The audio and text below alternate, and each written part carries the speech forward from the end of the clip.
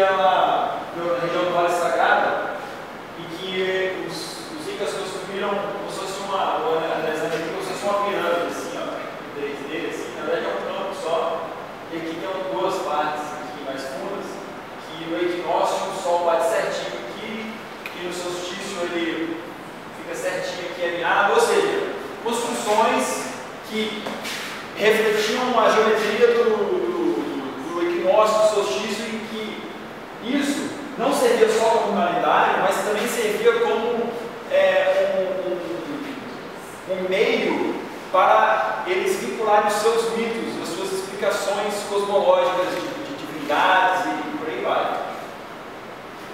Então não era simplesmente, nós estamos analisando o Sol aqui, então beleza. Era tudo vinculado com divindades e significado, na verdade. Significado da existência deles. Então existiu uma preocupação não em explicar por que o Sol faz esse movimento ou não. Ninguém está aqui nessa época preocupado em explicar por que o Sol faz esse movimento ao longo do ano. Ninguém está preocupado em explicar por que o Sol se põe nasce no leste e se põe no oeste. Mas eles observavam isso e sistematizaram. Então, se a gente imaginar o Homo sapiens 5 mil anos atrás, eu não acho que ele tinha consciência de que o Sol nasce no leste e se põe no oeste todo dia. Porque isso é uma coisa que só foi desenvolvida com bastante observação, mesmo que para a gente seja uma coisa muito simples, falar que todos os astros nascem no leste e se põem no oeste, é preciso ter uma análise lógica já bastante avançada, você para pensar que isso sempre acontece, essa repetição. Então, o primeiro passo na evolução do nosso conhecimento científico, astronômico, é a constatação e observação sistemática dos fenômenos, sem precisar explicar por que isso é assim e tal, simplesmente observar o que acontece. Então, esse foi o primeiro passo que foi dado junto com, claro, explicações mitológicas de significado da criação de cada civilização. Cada civilização tem a sua lenda de mitologia, de onde que veio, e tudo isso era conectado. Os próprios incas também tinham um vale sagrado. Aqui, ó, é uma espécie de calendário, analógico, vamos dizer assim. Aqui tem umas proeminências fora da parede, assim, que elas, a sombra delas, infelizmente nessa primeira isso não fosse melhor, e que a sombra dela bate aqui nessa superfície plana aqui. Aqui embaixo dá para ver, tem um sulco na pedra, assim, marcando, e essas duas saliências aqui, elas não estão certinhas assim, elas estão com uma pequena onda entre elas. E existiu um dia no ano, em que as duas sombras se ficavam certinho nesse sulco aqui, e nesse aqui e nesse. Então, observando a sombra, eles conseguiam ter a noção de que época do ano que estava. E isso aqui, eu já fui nesse lugar, lá em Ollantaytambo, no Peru. Não dá para ver, mas esse aqui é uma base de um pedregulho enorme. E em cima é como se fosse um bico. Eles esculpiram na pedra como se fosse um bico de um côndor. Então, isso não estava simplesmente no calendário. Era parte de uma imagem de uma divindade deles. Aqui é outro exemplo de lá. Não sei se vocês conseguem ver. Esse aqui é uma vista assim, lá debaixo do vale. Eles viram que essa parte da rocha aqui parecia um pouco com o rosto de um homem. E aqui eles ajudaram, descobriram o nariz e o olho, vocês conseguem ver aí, o homem perfil, assim.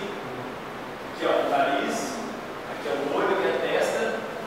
E aqui eles também mexeram aqui, e aqui eles chamavam esse aqui de Viracocha. Viracocha era um mensageiro dos deuses na mitologia inca.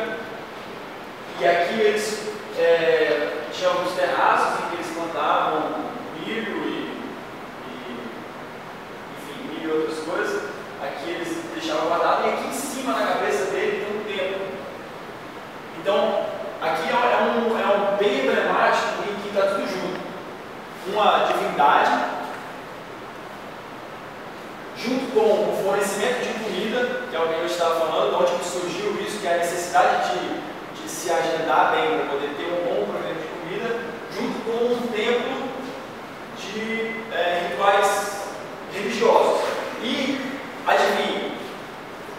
acha que acontece? No solstício, o sol bate certinho nesse tempo aqui, foi feito de propósito, claro. Então é um lugar em que a própria sociedade, eu estou dando exemplo do IGA porque eu estudei um pouco mais sobre o que eu visitei lá, eu conheci bastante, então eu estou falando um pouco deles porque eu lembro bastante. A sociedade deles não existia muita distinção entre como que era plantada as coisas, qual a religião deles e o funcionamento da sociedade. Era tudo uma coisa só, tudo dependia um do outro. Essas construções elas foram feitas porque a topografia lá é assim, ou tem alguma coisa a ver de eles fazerem aí como defesa de... Não, isso aí é só um pedacinho de uma montanha enorme que cresce aí para trás. Lá é só uma montanha. Só montanhas. Aí é a visão da cidade, embaixo de uma cidade, e eles ficavam olhando para essa construção aí. Então, outro exemplo é o Stonehenge, certo? Bem famoso, que eu acho que o equinócio, ele, enfim, não só o equinócio, né? Dá para ver pela formação circular, toda a variação de como o sol se põe, nasce, fala, o equinócio, também é bem antiga essa estrutura. Aqui, eu acho que o equinócio, essa imagem, tem lá uma pedra bem no meio, certinho, né, bacana. Mais um exemplo de construção. Tá. E aí, então vou chegar nesse ponto em que as civilizações conseguiram observar e sistematizar. Ok. O que acontece? Se a gente olhar para o céu, se você olhar com carinho durante a noite, você vai ver que todas as estrelas fazem o mesmo caminho. Esse caminho é um caminho circular, certo? Elas nascem no leste, mas assim, faz o mesmo caminho que o Sol faz, vai para o oeste. Todas as estrelas nascem lá, todas nascem no oeste. A gente está aqui no hemisfério sul, nós conseguimos ver o que a gente chama de polo celeste sul. No caso, isso aqui é uma foto de alta exposição, deve ter ficado aí, sei lá, uma hora pegando a imagem. Então, a gente vê que algumas estrelas no céu, elas não se põem. Elas, por exemplo, o sol se pôs, lá de noite essa estrela está aqui, e ela vai girar durante a noite aqui, e ela nunca vai ficar abaixo do horizonte. Enquanto que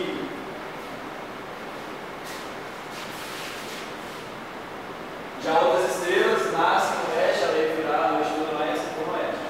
Deixa eu voltar para cima aqui.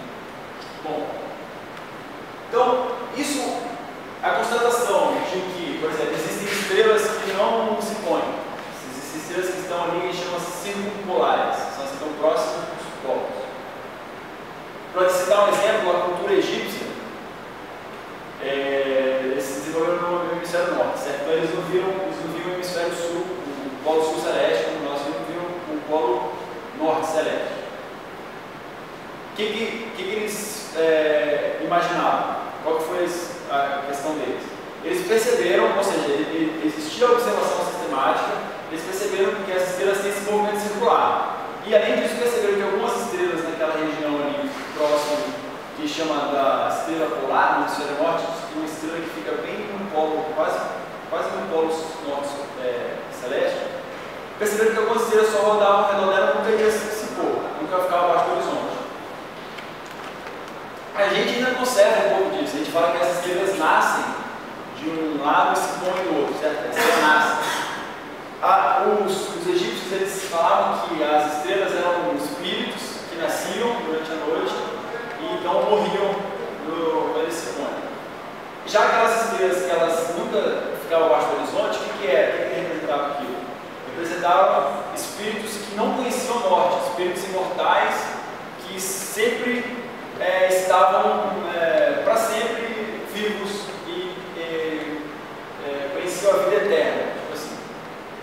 Então, aí a gente já tem um segundo passo. O primeiro é a observação sistemática do fenômeno. Opa, as estrelas giram e fazem um círculo no céu. A segunda é a inserção de algum tipo de explicação, não necessariamente explicando a causa. Os egípcios, nesse caso, falando desse jeito, eles não explicaram por que as estrelas giram daquele jeito, mas eles significado para eles. Que para eles fazia todo sentido, que as estrelas eram espíritos, algumas nasciam, outras morriam, enquanto outras não morriam nunca. Então já tem um segundo passo aí, embora isso a gente não chame ainda de científico, a gente está ainda chegando lá. Essas são cosmologias que a gente fala puramente mitológicas. Elas não têm a preocupação de explicar esses fenômenos observados. Mas pelo menos já existe a observação. E foi assim que começou. Então tem algumas imagens aqui. Essa aqui é no hemisfério norte, a terceira que fica bem, ela gira bem próxima ali do polo norte celeste. Bom. Beleza. Então, agora vamos pular para uma coisa. Observando o céu, a partir do momento que existe a observação sistemática do céu, toda noite, observando, algumas luzes, que eles chamavam de estrelas, elas tinham um movimento um pouco mais complicado do que as estrelas que simplesmente nascem no leste, no dia e se no oeste. Existiam o que eles chamaram, os gregos chamaram de, eu não sei exatamente a palavra, que a gente chamou de planeta. Planeta vem do latim de algumas palavras parecidas. Vamos dar planeta, sei lá, é uma palavra parecida, nossa palavra em português é bem parecida com o original latim, que significa aquele que vaga, o vagabundo. Mas não no sentido de vagabundo que não faz nada, mas no sentido mais original da palavra de vagabundo, de vaga, é aquele que vaga, aquele que está andando, que está caminhando, que está vagando. Por quê? Então, notem aí que existe mais um passo, que é a observação e o registro. Começou a ser feito. Aí agora a gente pula para a Grécia, vamos começar a partir daí, que é de onde a gente tem nosso conhecimento hoje em dia, é fruto do que foi feito na Grécia, e aí a gente começa nos gregos. Agora, que toda noite começava a ser, não sei se registrado no papel, mas pelo menos notado, que tal estrela, aquela luz, estava naquela posição uma noite. Daqui a uma ou duas noites, ela estava em outra posição, em relação às outras estrelas. Daqui a pouco outro dia, ela estava em outra relação. Então, se você olhar as Três Marias, todo mundo mais ou menos reconhece as Três Marias, certo? Se você olhar as Três Marias hoje, e em todos os dias da sua vida, até o dia que você morrer, você vai ver as Três Marias, uma do ladinho da outra, sem elas se moverem para você. Existem outras astros no céu que não têm esse comportamento. Eles vão mudando em relação aos outros, eles vão caminhando, eles vão errando, eles vão vagando. É daí que vem a palavra planeta. Notem que não se sabia exatamente o que era isso. Que era, qual forma, se eles tinham luz própria. Enfim, era um astro que tinha uma movimentação. Era um astro, exatamente. Diferente, né? Agora eu me pergunto, e eu pergunto para vocês, como explicar um céu que se move do leste para o oeste, de tudo que move do leste para o oeste, e esses astros, eles todo dia eles também nasciam, morriam, mas cada dia ele estava mais para o leste. Como explicar isso? Nós devemos ter pensado, nós também estamos em movimento. Na verdade, esse pensamento aí apareceu também, mas antes dele apareceu um movimento mais óbvio, que é o mais natural, que é o observar, é você achar que todo o céu está girando todo o tempo inteiro. Né?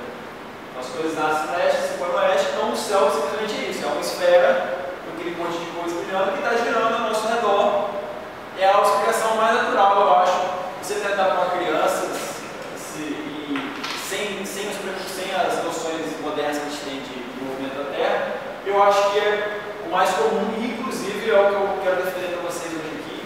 Eu acho que a maioria das pessoas tem, eu acho, o subconsciente da maioria das pessoas. Nós estamos num ponto fixo de observação. Exatamente, porque nosso tempo é muito difícil, a gente olhando só aqui para a superfície, imaginar ou sequer suspeitar que a Terra está girando na velocidade incrível que ela está.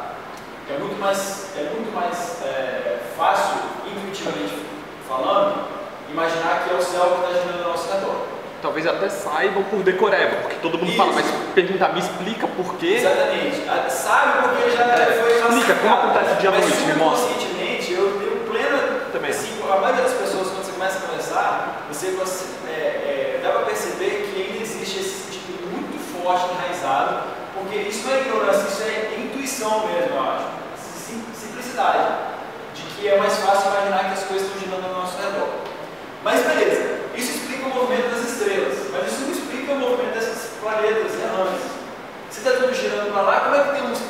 vindo para cá, cada dia.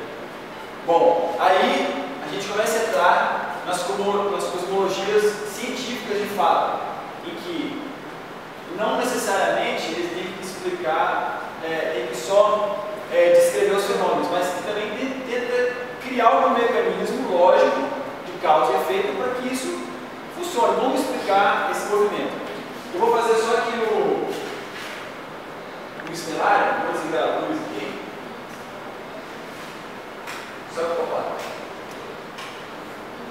Só para a gente ter para quem não está familiarizado com esse movimento dos planetas, a gente ter uma familiarizada legal. Bom, então eu vou botar aqui. Júpiter, esse aqui é o céu de hoje. Porque eu imaginei que a gente conseguiu lá fora, mas não deu problema. Essa aqui que é boa. Bom, então eu vou passar aqui.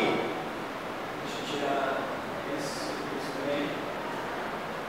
Vou passar aqui de acordo com o dia. Cada negócio desse aqui, ó, é um dia que está passando. Então vejam como é que. Isso é agora. Vejam só como é que vai se dar esse movimento de Júpiter ao longo dos dias. Vou passar os dias bem rápido aqui. Vejam que todas as estrelas permanecem entre elas na mesma posição, enquanto que o Júpiter, ó, ele vai caminhando. Está. Ó, olha as estrelas aqui no fundo dele. Ah, mas calma aí, eu fiz um.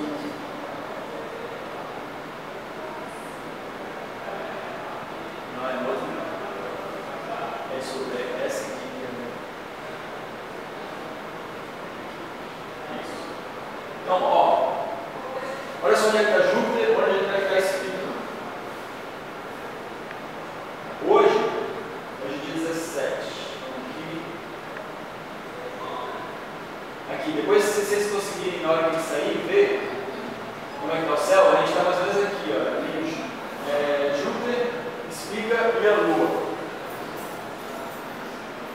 Todo dia que passa, Júpiter está girando. Todo dia que passa, Júpiter está ficando mais perto do Espiga. Quando for mais ou menos, eu acho que é fevereiro de 2017, ó, Júpiter vai estar mais ou menos onde Espiga está. Ou seja, é relativamente rápido. Se você for ver no céu, a distância que eles estão é grande. E olha só que movimento, então, agora eu vou fazer completo. Olha que movimento muito doido que o Júpiter vai fazer.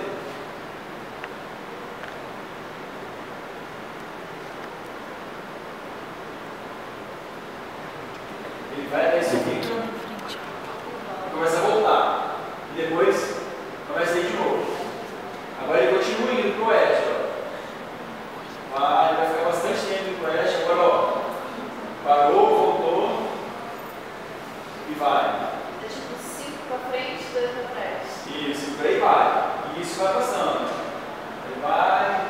Isso não é só Júpiter. Eu peguei Júpiter aqui que ele está mais fácil. Vamos pegar outro planeta que está mais ou menos legal aqui, Marte. Vou pegar Marte. Olha o movimento dele. Só com os planetas? Só com os planetas. As estrelas ficam entre elas posições fixas, enquanto que o planeta ele vai vagueando pelas estrelas. Ao longo do ano, olha só, isso é ainda esse ano, 27 de novembro, ele já vai estar lá do outro lado. Marte vê que Marte tem um caminho muito mais longo antes de começar a dar um ciclo de volta. Você está andando. Ele já tem um ano praticamente completo, olha. Tem uma volta praticamente completa. Agora ele vai começar a fazer a volta. Agora ele vai dar um laço e por aí vai. Para quem acompanhou a discussão no Facebook, é esse movimento foi essa discussão que eu quis trazer sobre o movimento retrógrado. É exatamente isso que acontece. A gente observa o planeta indo, depois ele volta um pouquinho e continua seguindo, como se fizesse quase um laço ao fundo do céu. O mês de junho está bem favorável para observar esse fenômeno, a laçada de Marte. Se você começar a observar agora, o planeta, que está bem ali, mais brilhante já no alto do céu agora, eles vão observar que ele vai numa direção, né, como se estivesse indo para o oeste, em relação às estrelas de fundo. O dia 30 é o dia que ele para. Aí ele começa a voltar em relação às estrelas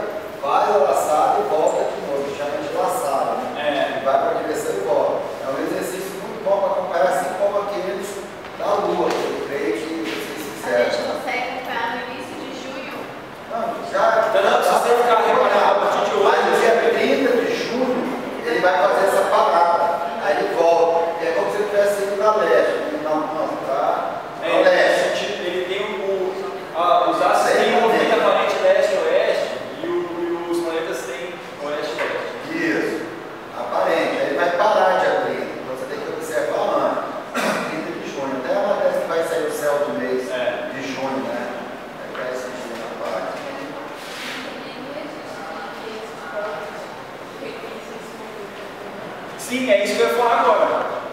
Esse movimento, ele demanda tempo e observação sistemática, para começar, certo? Se fosse assim, eu sou astrônomo aqui da Pérsia, eu só olhei aqui, pronto, beleza? Era muito difícil ele perceber esse fenômeno. Mas o que começou a acontecer? O registro sistemático da posição dele, e isso foi notado em várias civilizações, não só em poucas, como em várias. Agora a questão é como explicar isso. Aí a gente vai chegar nas primeiras ideias dos gregos. Então a primeira ideia, que é a mais básica, que vem das ideias, que tem uma origem bem antiga, a gente relaciona alguns nomes a ela, mas não necessariamente foram só esses caras que falaram isso, porque isso era toda já uma tradição astronômica que foi crescendo, mas a gente associa o nome de Platão e Aristóteles, principalmente nesse modelo mais básico, que seria o seguinte: para explicar esse fenômeno, é isso que está acontecendo, então, a explicação deles. A Terra está no meio parada e os planetas, incluindo a Lua e o Sol, estão girando ao redor da Terra. Então, olha só, seria a questão. A última esfera seria a esfera das estrelas fixas, que chamar, essas estrelas que a gente vê. Elas virando do oeste para o leste. Ou seja, é o que a gente vê aparentemente. As estrelas nascem no leste e vão no oeste. Enquanto que os planetas tinham um movimento contrário. Isso aqui mais ou menos explicava esse movimento diurno das estrelas e por que os planetas iam fazendo um movimento contrário. Mas não explicava ainda essas passadas. Mas já era o começo. Isso aqui era enraizado não só na observação, como também na questão filosófica que foi proposta pelos gregos. Aí entra muito importante uma coisa que fez toda a diferença nos próximos 2000 anos, que é, principalmente Aristóteles montou um sistema filosófico muito coerente entre ele, em que ele descrevia os elementos. Então, tudo era feito de terra, ar, fogo e água. Terra e água são elementos pesados que tendem a descer, ar e fogo são leves e tendem a subir. Então, tudo que é terra tende a cair. Então, explicações desse sentido que começaram a tentar criar o que chama de física. Na época não era exatamente física, mas já poderia o primórdio da física, tentar explicar os movimentos das coisas a partir de conceitos, criar conceitos explicando. Bom, aí nesse ponto existe a questão de que, observando a natureza na superfície terrestre, as coisas mudam de maneira voraz. Os rios correm, às vezes muda de curso, a maré sobe e desce, as montanhas às vezes desmoronam, tem terremoto, tem vulcão, tem tsunami, a terra, as criaturas nascem, morrem, e existe guerra e fome, tudo isso aqui. Enquanto que no céu não acontece praticamente nada, tudo imutável. A palavra é essa, imutável. Começa a se formar então a dualidade: céu perfeito, terra imperfeita. Terra passageira, efêmera, as coisas começam e terminam, o céu é eterno. Então começa a criar essa dualidade em que a terra é uma coisa e o céu é outra. Começa a existir uma separação conceitual de como funciona a terra e como funciona o céu. O céu funciona de outra maneira, ele é feito de outra essência. Aristóteles defendia isso, de que não são os mesmos elementos que formam as coisas aqui na terra que formam o céu, são outros elementos, são a quinta essência. É um termo que existe até hoje. Então, existe essa separação que ela foi enraizada de uma maneira tão forte no estudo dos gregos, na filosofia grega, que isso se permaneceu até a época do Renascimento de maneira muito forte. A gente vai agora chegar a alguma coisa a ver com religião também, né? Exatamente. Já que é tudo imperfeito, né? Tudo perfeito, eu vou para a perfeição, né? Sim, existia muito forte essa questão de que a Terra é um lugar onde as coisas são perfeitas, enquanto o céu descrevia o poder divino, o eterno, do imutável. Então essa filosofia era muito ligada com a mitologia, com a religião, que dava sentido às coisas. Não é à toa que demorou 2000 anos para se separar isso, para quebrar isso de verdade. Aqui é só um exemplo, né, no caso de Marte, 1970, eu acho, o avançado que ele fez em relação às estrelas. A gente viu agora no Estelar. E esses laços que vocês mostraram o efeito gravitacional? A gente vai chegar nesse ponto daqui a pouco. O que é isso? Isso foi um mistério durante muito tempo. O que é? Por que os planetas fazem essas coisas? Isso aí, se vocês pararem para pensar, é muito. Pô, eu me colocando na pele de um filósofo grego, é muito. Você sabe que Marte, Júpiter, Saturno, Vênus são tudo nomes de divindades. Eles deram o nome dos deuses para aquilo, porque eles ficavam girando, rodando, se movimentando. E é claro, Marte é vermelho. Vermelho, sangue, guerra. Vênus aparecia sempre perto do Sol ou perto do pôr do Sol ou do nascer do Sol. Era da beleza, né? A beleza do Sol nascendo. Então era associar aquilo com a deusa da beleza. Marte com o deus da guerra. Ou seja, os nomes que a gente usa até hoje são oriundos dessa conexão total que existia entre astronomia e religiosidade naquela época. Os próprios nomes. Aí, ao longo dos séculos, isso a gente está chegando já depois de Cristo, 150 depois de Cristo, tem um cara chamado Ptolomeu. Ptolomeu pega tudo que foi feito antes dele, inclusive essa ideia de heliociclos, que a gente vai falar, que não foi ele que inventou, mas ficou muito famosa por ele, porque ele que sistematizou tudo. Ele escreveu um livro chamado Almagesto. Almagesto é considerado um dos maiores livros já escritos na humanidade e provavelmente o livro mais importante de astronomia de toda a antiguidade, porque ele reúne todo o conhecimento adquirido pelos gregos desde o começo da ciência propriamente dita até o ponto em que Ptolomeu chegou. Então Ptolomeu tenta vir com uma proposta lógica, geométrica, para explicar esses movimentos, essas laçadas que eles chamam dos planetas. E a ideia era que, enquanto a Terra está imóvel no centro, os planetas giram não simplesmente em círculos, mas em círculos girando. Para entender? O planeta está aqui e ele fica girando ao redor desse círculo, enquanto esse círculo em si vai girando nesse esquema aqui. É como se fosse um carrossel gigante. Ajustando a velocidade com que o raio desse círculo e o raio desse, eles conseguiram acoplar mais ou menos esse fenômeno aqui, ó. Se a gente imaginar o que aconteceria os dois girando, a gente teria esses laços aqui, ó, e um espectador da Terra olhando para lá, e veria mais ou menos isso, ó. Aqui no ponto 1, tá vendo ali, ó, o ponto 1 equivalente a esse, então ele vem indo para leste, até que no ponto 2 ele dá uma parada, volta, e para o 4 e por aí vai. O ritmo disso era determinado a partir da relação entre o raio desse ciclo e o raio desse. Esse é o que chama de epiciclos. Outra coisa que eu não falei, que é derivado de Platão, muito forte, é o conceito do círculo como figura geométrica perfeita e a única possibilidade para descrever o movimento dos astros, que são os movimentos dos astros os astros são divindades, eles são perfeitos, então a única figura possível para descrever o movimento da perfeição é o círculo, porque o círculo, você para pensar, ele é muito, muito doido mesmo.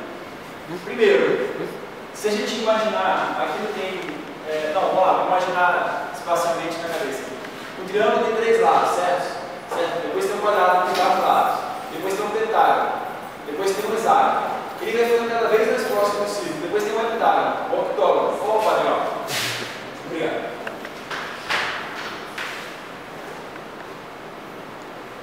Vamos lá.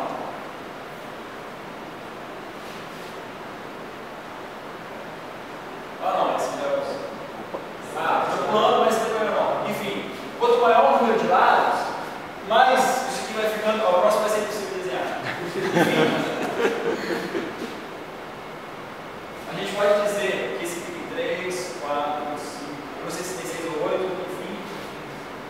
um círculo é como se fosse um bolheiro fechado com infinitos lados. Só que ao mesmo tempo, quantas faces tem um triângulo? Tem 1, 2, 3, o quadrado tem 4, por aí vai. Ao mesmo tempo em que ele tem infinitos lados, ele tem um só, porque ele não tem nenhum vértice que quebra. Então, o círculo ele é uma figura um pouco assim mística, no sentido que ele, dentro dele ele contém um infinito e um ao mesmo tempo, e outra. Se você imaginar qualquer ponto aqui ó, no meio deles, essa distância é diferente dessa distância aqui, ó. Essa distância é diferente dessa distância. Existe no centro das figuras, existem distâncias diferentes das suas faces. No círculo não. Todos os pontos são equidistantes do centro. Então o círculo ele é uma figura geométrica que invoca perfeição, harmonia. Isso foi uma das ideias de Platão para dizer que o círculo deveria ser, era a única figura geométrica propriamente adequada para descrever os componentes celestes. Essa ideia também existiu por muito tempo, muito tempo. Isso é legal de ver como ideias como essa, elas não sobreviveram tipo 20, 30, 50 anos. Elas ficaram por aí por 2000 anos quase. Cada geração de novos astrônomos que iam tentar estudar essas coisas, eles não mexiam nessas coisas. Eles não sequer pensavam em algum movimento celeste que não fosse um círculo, que não fosse porque o círculo é perfeito. Essa é a criação de dogmas na ciência, que a gente vai discutir daqui a pouco também, quando a gente começar a falar sobre as três dimensionalidades. Beleza. Então, com essa estrutura aqui, Ptolomeu conseguiu explicar mais ou menos legal o que estava acontecendo lá, por que os planetas giravam. Ele não explica como isso acontece, de onde que vem isso aí, mas ele explicava como. O próprio Ptolomeu, ele não via o trabalho dele como um modelo da realidade, no sentido de que era assim que os planetas estão girando na órbita deles. O que ele pensava é que ele tinha um método matemático muito eficiente para calcular as posições. Ou seja, o que ele tinha era mais um método geométrico matemático, ele mesmo via isso, do que realmente um modelo de como era o universo. Só que isso é o que ele pensava. A partir do que foi feito da obra dele, muita gente começou a tomar isso como literal e considerar isso como realmente um modelo. Tipo, é assim que a Terra do centro e tal. Isso não é só um cálculo matemático. Muitos astrônomos começaram a levar isso como se fosse a realidade mesmo. Ok. Esse aqui é a gente pulou agora de Ptolomeu 150, esse aqui Nicolau Copérnico 1453. Existe aí 1.300 anos que se passaram na Europa. O que aconteceu nesses 1.300 anos? Primeiro, a caída do Império Romano no século V. Isso fragmentou muito a cultura europeia, as tribos germânicas invadiram, se fragmentou muito o governo, deixou de ser centralizado, houve um caos político, social na Europa nesse tempo. Por outro lado, existe a ascensão da Igreja Católica, fundada no século V, como uma instituição que conseguia, foi a única instituição realmente centralizadora de poder na Europa feudal, foi a Igreja Católica que se espalhou de seus braços para todos os cantos, e a influência da Igreja Católica politicamente na Idade Média na Europa é gigantesca, tanto politicamente como economicamente. A gente não vai se estender muito nessa questão, mas a ideia é que na época da Idade Média, essa parte de filosofia grega, conhecimentos gregos, se tornou bastante, vamos dizer, menosprezada. Existia a tendência da teologia cristã de menosprezar o estudo das ciências naturais e em detrimento do estudo da teologia, das escrituras sagradas, das práticas religiosas, teológicas, e então houve um certo esquecimento em relação a isso, pouca coisa foi realmente desenvolvida. Existiam astrônomos que foram aprimorando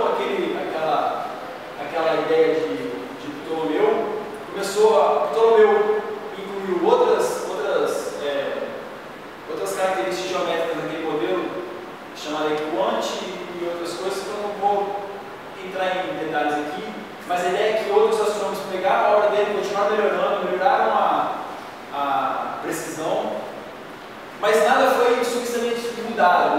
O modelo de Ptolomeu ficou mais ou menos como o mais que funciona melhor, mas também ficou meio esquecido. Isso também se deveu à Biblioteca de Alexandria, o incêndio que teve lá. Teve 3 grandes incêndios e que grande parte da sabedoria grega, de todo o tempo que estava armazenado lá, se perdeu. Isso foi uma perda inestimável para a evolução da ciência e da cultura na Europa. Foi um atraso enorme, porque muita coisa que só havia ali, papiros, coisas que se perderam para sempre, de grandes pensadores se perderam, e a gente agora só tem acesso a comentários dos originais. Por exemplo, eu não esqueci de falar, Aristarco de Samos, 400 anos antes de Cristo, propôs que a Terra que se move é o Sol que está parado no centro, nós estamos girando ao redor do Sol, enquanto nós giramos uma vez por dia. Isso foi 400 anos antes de Cristo que foi dada essa proposta. Por que ela não foi aceita, em detrimento daquele modelo que eu falei do geocêntrico? Primeiro, ela era contra-intuitiva, muito contra-intuitiva, em relação a aquilo que eu falei. Um dos argumentos utilizados era, se a Terra está girando, se você pulasse, a Terra ia girar e você ia cair lá para o oeste. Se você tirasse uma bola de canhão, ou um pássaro, ele ia para o outro lado. Então, aí o Aristarco propôs, não, a atmosfera do ar vai junto, mas isso não foi aceito. Ou seja, aquelas explicações aristotélicas de elementos e tal, elas criaram uma base conceitual que esse modelo heliocêntrico do Aristarco, naquela época, ele foi ridicularizado e foi mais ou menos esquecido. Só que um pouco do seu trabalho foi salvo, não diretamente, como eu estou falando, mas a partir de estudiosos que leram o trabalho dele, e esses trabalhos foram considerados. O trabalho do Aristarco foi queimado na biblioteca e se perdeu para sempre. Mas existem citações aos trabalhos dele. E essas citações chegaram aos olhos de Copérnico. Copérnico era um sacerdote, era um cônego da Igreja Católica. Cônego é aquele que administra a igreja. Ele não era sacerdote, mas ele era ligado à instituição. E ele teve acesso a esses trabalhos. Outra questão que foi muito importante foi a ascensão dos árabes também, porque os árabes eles retomaram o estudo da filosofia grega e eles conquistaram parte da Europa, certo? Aquela parte da Península Ibérica, Portugal e Espanha ficou, acho, mais de 300 anos sob domínio árabe. Então eles levaram muita coisa para lá. 800? Foi muito tempo, né? Então eles resgataram essa cultura grega, e é muito engraçado que essa cultura grega ocidental foi chegar de novo na Europa, mais especificamente ele era polonês, o Copérnico, por meio da cultura árabe. Então essas voltas do destino que a nossa história dá, que é tudo muito improvável que vai acontecer. Como é que a gente está em tempo aí? Está na hora de jogar? Não, tem tempo. Tempo no relógio ou tempo? 8h15. Ah, é? Talvez a gente consiga ir junto, né? Está dando para ver Bom, então o Copérnico veio ter contato com essas ideias de Aristarco, antigas, e ele pensa assim, não, faz sentido isso, porque o modelo de Ptolomeu virou um monstro. Ele precisava de, acho, mais de 52 esferas para poder explicar o movimento. Ele era um monstro geométrico, era complexo, era muito complexo o modelo de Ptolomeu. E Nicolai pensou, alguma coisa está errada aí, tem que ser um pouco mais simples que isso, a natureza é mais simples, e eu acho que essa ideia do Aristarco faz sentido. Ele estudou bastante esses modelos heliocêntricos antigos, inspirado, ele começou a analisar tabelas astronômicas do próprio Ptolomeu e as mais recentes, e começou a imaginar um modelo heliocêntrico, em que agora o Sol estava parado no meio do universo, né, ele se considera o universo tudo,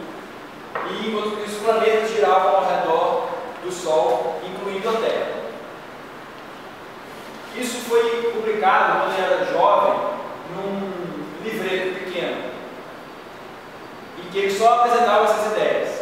E ele prometeu, nesse livreto, que ele escreveria um livro mostrando todos os detalhes e as provas de que isso vai fazer sentido. Ele demorou 40 anos para escrever esse livro, que foi esse aqui, que é o sobre as revoluções das órbitas celestes. Esse livro foi também uma coisa muito doida que aconteceu, que depois de 40 anos fazendo esse livro, ele foi publicado na época que o Copérnico estava muito doente e ele tinha sofrido um derrame cerebral no dia em que publicaram o livro, e quando entregaram para ele o livro foi no dia da morte dele. Ele morreu no mesmo dia em que ele finalmente leu o livro. Exatamente. E o detalhe nefasto que houve na publicação desse livro foi: o editor era um protestante e ele, ao contrário de Ptolomeu, Copérnico não achava que isso era só um sistema matemático de descrição das coisas. Ele achava que realmente isso era o modelo do universo, era assim. O Sol está no centro e os planetas estão, isso é realmente a órbita deles, não é só um sistema matemático. Ele acreditava nisso. E esse editor dele, chamado Osiander, ele incluiu um prefácio anônimo, sem assinar que foi ele, dizendo que isso na verdade era só um sistema de cálculo e que não deveria ser levado a sério como realmente um modelo cosmológico e que isso fosse comparável com a realidade, e que isso era só uma questão de cálculo. Agora imagina um cara que passou 40 anos fazendo o livro dele, desnorteado, fisicamente paralisado, e alguém chega com esse livro dele e ele tem que ler esse tipo de introdução. E ele ainda morreu. Essa introdução, esse prefácio, permaneceu sendo... as pessoas achavam que ele mesmo tinha escrito. Só foi quando Kepler publicou o primeiro livro dele, mais de 40 anos depois, que ele, pesquisando, viu que na verdade quem tinha escrito essa introdução não foi o próprio Copérnico, foi o editor dele, que ele conseguiu retirar esse prefácio. Eu acho interessante tu ter falado isso, porque a gente sempre vê a ciência como uma coisa que funciona bonitinho, método científico, sempre dá certo, e não, tu vai estudando a ciência, tu vai vendo que sempre tem alguém botando algo por baixo, alguém tentando, eu entendo que você está me mostrando isso, mas eu discordo, eu não quero que a sua visão vá para frente. Isso acontece muitas vezes, em muitas áreas e etc. É bem legal ver que o método científico, como a gente imagina, não acontece exatamente dessa forma. Eu acredito que nós vamos aprender muito ainda, né? Muito. Do que a gente acha que é hoje. E um parênteses também, é que hoje em dia é muito fácil a gente olhar, nossa, que absurdo pensar em epiciclos, é ridículo. Mas quantos epiciclos a gente está pensando atualmente na ciência que ninguém está vendo? Que daqui a 300 anos talvez fale, nossa, é óbvio que, não sei, a velocidade da luz não é o limite, talvez, sei lá. Einstein não sabia que existiam outras galáxias. Quando anunciou a relatividade geral em 1905, ele não sabia disso. Hoje em dia todo mundo sabe que existem centenas de galáxias, mesmo que não entenda o que isso quer dizer. Quais vão ser os epiciclos daqui a 300 anos que a gente não está vendo? É até interessante você falar isso, porque o próprio Galileu ele manteve os epiciclos, pequenos epiciclos, para poder conseguir a precisão dele e a precisão do modelo de Ptolomeu eram muito parecidas, a precisão de 2 graus. Isso no céu equivale a mais ou menos 4 diâmetros da Lua, ou seja, eles conseguiam prever a posição dos planetas, do Sol e da Lua com a precisão de mais ou menos um negócio assim no céu. Era uma previsão bem parecida entre os dois modelos. Só que embora ele tenha lançado esse livro, e muita gente tenha lido ele, a teoria dele não foi aceita de cara, por alguns motivos. Primeiro, esse motivo da questão da precisão. O modelo dele não apresentava uma precisão muito melhor do que o anterior de Ptolomeu. As pessoas dizem, para quê? Uma teoria que não melhora em nada a nossa precisão não é cientificamente relevante. Foi pensado, não com essas palavras, cara, mas nessa ideia, assim. Segundo, posso pegar essa ideia de novo? Agora, o Sol ocupava uma posição central e a Terra era relegada a ser mais um dos planetas tirava um pouco o conforto, essa zona de conforto do ser humano de pensar sempre em si mesmo como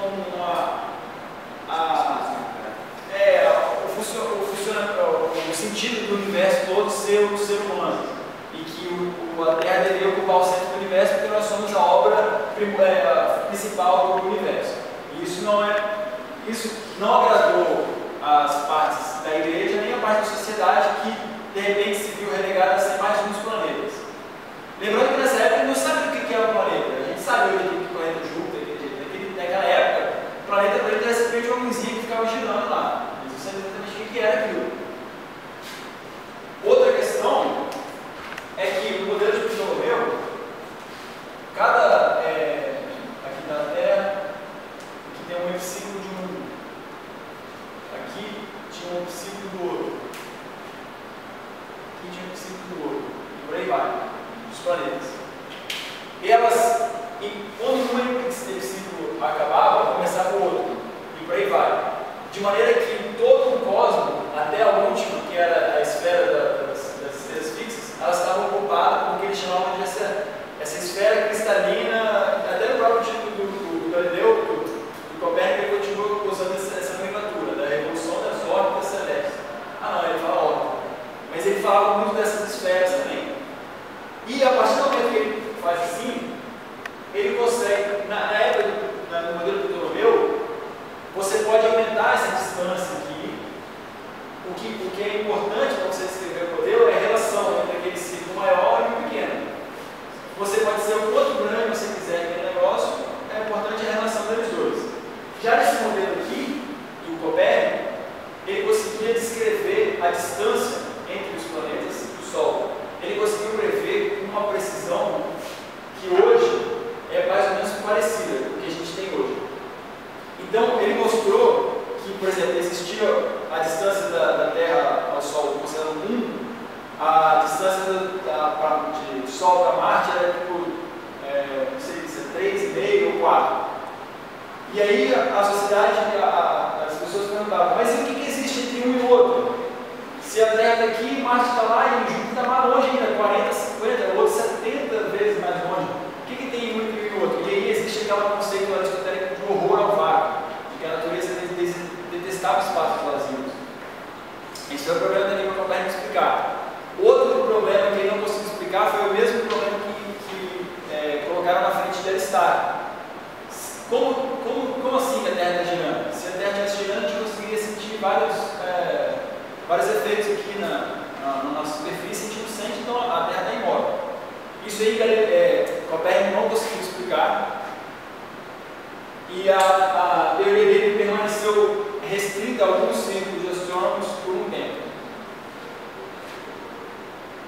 Aqui eu tenho como que seria aqui, explicando aquela laçada com essa ideia do epiciclo, certo? Que seria a Terra, aqui é o planeta girando no epiciclo, aqui é o que a gente conseguiria ver em relação ao distante. Vocês conseguem ter essa ideia? Então, o planeta girando aqui no epiciclo, está girando aqui, e essa seria a nossa visão. Esse é o modelo geocêntrico. Acho que isso vai terminar. Aí. Agora esse é o... Também, mesma coisa.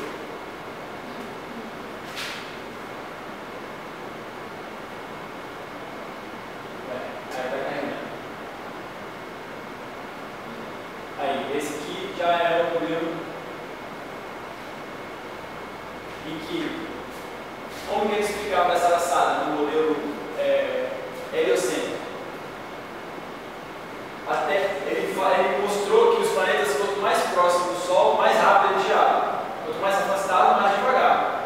Então ele precisava explicar como é que esse seu modelo explica essa laçada que o céu faz.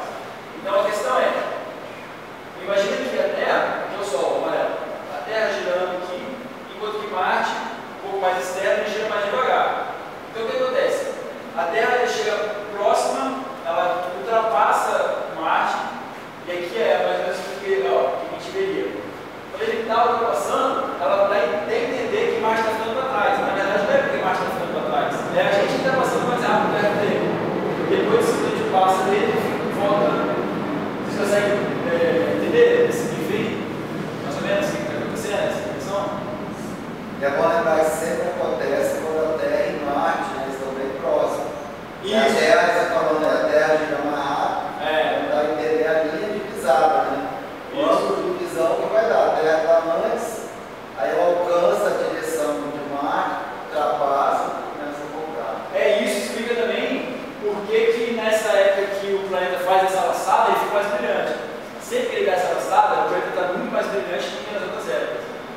vocês acham que isso acontece, analisando isso aí? Ó,